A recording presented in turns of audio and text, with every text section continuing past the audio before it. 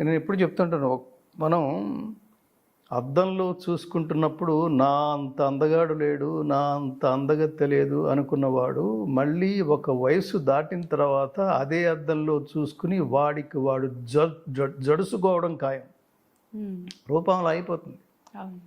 ఇది నేనేనా అని జడుసుకోవడం ఖాయం. నేను ఎప్పుడు చెప్తుంటాను ఈ విషయాన్ని ముందే మనకి గుర్తు చేస్తూ, చిన్నప్పుడే మనకు గుర్తు చేస్తూ, నీ భవిష్యత్తు ఇదేరా అని చెప్పడం కోసం ఆధార్ కార్డులో వాడు ఫోటో తీస్తారు చూడు. ఎవడన్నా ఈ ప్రపంచంలో నేను అందగాడు అనుకుంటే ఆధార్ కార్డుది ఒకసారి అనాలి వాడి ఫోటో వాడు తీసుకుని వాడు అప్పుడే జరుచుకుంటాడు. సో మొట్టమొదటి పాఠం నువ్వు పోవడం కన్ఫర్మ్డ్. రెండో పాఠం ధ్రువం జన్మ మృతస్య చ, నువ్వు మళ్ళీ పుట్టడం ఖాయం అంటున్నాడు పరమాత్మ. చెప్పినవాడు మామూలు వాడు కాదు, పరమాత్మ. పరమాత్మను ఎందుకు బిలీవ్ చేయాలంటే తర్వాత యోగాల్లో విశ్వరూప సందర్శన